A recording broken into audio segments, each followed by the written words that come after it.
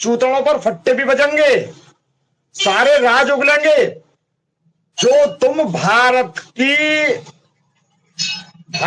के खिलाफ जो गतिविधि रच रहे हो ना, उनको सब उगलोगे। रुकिए, अभी गिरफ्तारी होंगी, अभी बहुत गिरफ्तारी होनी है।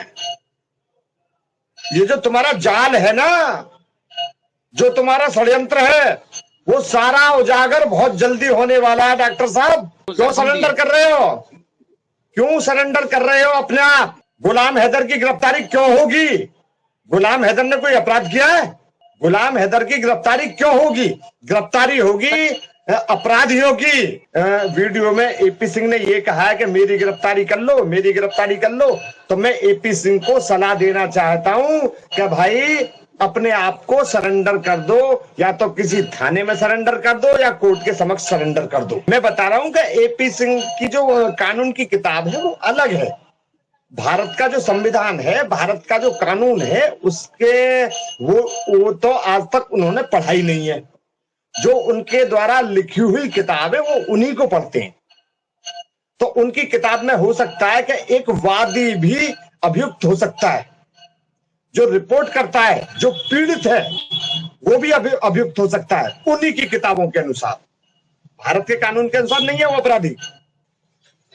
ठेला चलाने वाला ठेला को छोड़कर भाग जाएगा, और जो उस ठेले पे बैठा हुआ है, मैं बता रहा हूं, वो नाली में पड़ा हुआ मिले। मैं भी इसी बात के बहुत ताज्जुब में हूं साहिब जी, कि इस तरीके की छूट इसको कैसे मिल रही है, इसको किसका संरक्षण मिल रहा है, जो इस तरीके की बातें पाकिस्तान के प्रत्येक व्यक्ति के लिए कह रही हैं। अभी मैंने एक वीडियो देखी थी, शायद जी समय मिलता हूं तो मैं देखता हूं, वरना मैं इतना इंटरेस्टेड नहीं हूं मैं सर। उस वीडियो में जिस तरीके की बातें ये लोग दोनों मियां बीबी कर रहे थे, मियां बीबी तो मैं नहीं मानता, पर कथित मियां बीबी जो कर रहे थे, तो उस वीडियो को देख करके मुझको खुद शर्मिंदगी हो रही थी सर। पर लेकिन मैं अब उनको समझाना नहीं चाहता साहिब जी, क्योंकि उनके ऊपर किसी अन्य व्यक्ति का हाथ है। अन्य व्यक्ति आप समझ रहे होंगे किसका हाथ है, कौन इनको शिक्षा दे रहा है, कौन इनको पढ़ा रहा है, सब जानते हैं आप। बिल्कुल सर। तो उसी की सह पर जो इतना बोल रहे हैं और बातें कर रहे हैं, यानी कि कौवा यदि कोसता है तो उसके कोसने से भैंस मरेगी नहीं। तो ये हल्ला मचाते रहो, उससे कोई फायदा नहीं मिलने वाला है इनको। मैं भारत सरकार से भी अपील करना चाहता हूं कि गुलाम हैदर को उसके हक के लिए, उसको अपने बच्चों के लिए, बच्चों के अधिकार के लिए, अपने अधिकार के लिए उसको वीजा मिलना चाहिए। मैं मानता हूं सीमा आतंकवादी होगी या कोई जासूस होगी, मानता हूं। और एक बात और कह रहा हूं, मैं नहीं मानता कि हो सकता है कि सीमा जासूस हो या आतंकवादी। यदि सीमा जासूस या उसका कोई आतंकवादी कनेक्शन निकला, तो एपी सिंह से पूछना चाहता हूं कि जनता को क्या जवाब दोगे भाई, कि जो शख्स सीमा की बेल करा सकता है वो शख्स सीमा की बेल कैंसिल क्यों नहीं करा सकता? आपकी नजर बहुत तेज है। नाम तो मैंने पढ़ा नहीं बंधुवर का, पर लेकिन मैं उन बंधुवर को जवाब देना चाहता हूं कि बंधु, मैं एक पेशेवर एडवोकेट हूं।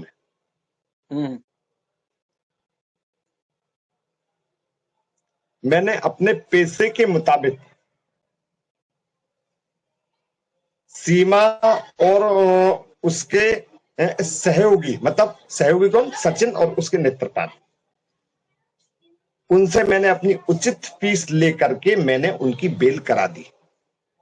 एक बात और मैं स्पष्ट किए देता हूं, मैं यदि इस मामले में सीमा का मुंह बोला भाई नहीं आता, तो शाहिद भाई अब तक इस मुकदमे का निपटारा हो गया होता।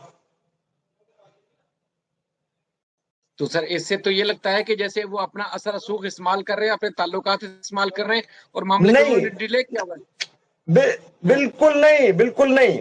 बेकार की जो हल्ला मचाता है ना कि मैं भाई हूं और उसका ये करूंगा वो करूंगा, थोड़ा पब्लिसिटी के लिए थोड़ा लेट हो सकता है, कुछ नहीं। मैं बता रहा हूँ, अब चुनाव चल रहे हैं अभी भारत के अंदर। नहीं, पुलिस पकड़ भी रही है, मुलजिम जेल में जा भी रहे हैं और छूट भी रहे हैं, पर लेकिन इसका आरोप पत्र दाखिल होने में, आरोप पत्र दाखिल हो जाने दी साहिब जी, मैं आपको सारा जवाब दे दूंगा। और सुनिए, जिस तरीके से इसके मामले में डिले हुई है, और यदि चुनाव बाद भी मामला डिले होता है, तो साहिब जी यदि आप मेरे साथ हैं और मेरे देश की जनता जो मेरे हितैषी हैं वो मेरे साथ हैं, तो मैं सड़क पर उतर आऊंगा इसके खिलाफ। साहिब जी, जब गीदड़ की मौत आती है तो वो शहर की तरफ दौड़ता है। अब से पहले सीमा और सचिन जिस तरीके की भाषा का प्रयोग अब कर रहे हैं ना, अब से पहले नहीं करते थे। तो एपी सिंह ने इनको बता दिया भाई कि अब तो एक डॉक्टर जो कह देता है ना, डॉक्टर, जो कोई व्यक्ति मरीज लाइलाज हो जाता है तो डॉक्टर उससे कह देता है, उसके परिजनों से कह देता है कि अब तो आप घर जाइए और इनकी सेवा कीजिए। लाइलाज मरीज हो गया बस। तो एपी सिंह ने इनसे कह दिया कि अब तो आप आराम से जो करना आप वो करिए। नतीजा तो आपको पता है, एपी सिंह को पता है, सीमा को पता है, सचिन को पता है, मुझे भी पता है, आपको भी पता है, पूरे पाकिस्तान को पता है, पूरे भारत की जनता को पता है इसका नतीजा क्या है इस मुकदमे का। डॉक्टर एपी सिंह ने इनको इन्हीं के भरोसे छोड़ दिया है, मैं मानता हूं। साहिब जी, गंदी नाली में गिरफ्तारी तो होगी, अभी चूतड़ों पर फट्टे भी बजेंगे, सारे राज उगलेंगे। जो तुम भारत के खिलाफ जो गतिविधि रच रहे हो ना, उनको सब उगलोगे। रुकिए, अभी गिरफ्तारी होंगी, अभी बहुत गिरफ्तारी होनी है। ये जो तुम्हारा जाल है ना, जो तुम्हारा षड्यंत्र है, वो सारा उजागर बहुत जल्दी होने वाला है। डॉक्टर साहब, क्यों सरेंडर कर रहे हो? क्यों सरेंडर कर रहे हो अपने आप? गुलाम हैदर की गिरफ्तारी क्यों होगी? गुलाम हैदर ने कोई अपराध किया है? गुलाम हैदर की गिरफ्तारी क्यों होगी? गिरफ्तारी होगी अपराधियों की। वीडियो में एपी सिंह ने ये कहा है कि मेरी गिरफ्तारी कर लो, मेरी गिरफ्तारी कर लो। तो मैं एपी सिंह को सलाह देना चाहता हूं कि भाई अपने आप को सरेंडर कर दो, या तो किसी थाने में सरेंडर कर दो या कोर्ट के समक्ष सरेंडर कर दो। मैं बता रहा हूं कि एपी सिंह की जो कानून की किताब है वो अलग है। भारत का जो संविधान है, भारत का जो कानून है, उसके वो तो आज तक उन्होंने पढ़ाई नहीं है। जो उनके द्वारा लिखी हुई किताब है वो उन्हीं को पढ़ते हैं। तो उनकी किताब में हो सकता है कि एक वादी भी अभियुक्त हो सकता है, जो रिपोर्ट करता है, जो पीड़ित है, वो भी अभियुक्त हो सकता है उन्हीं की किताबों के अनुसार। भारत के कानून के अनुसार नहीं है वो अपराधी।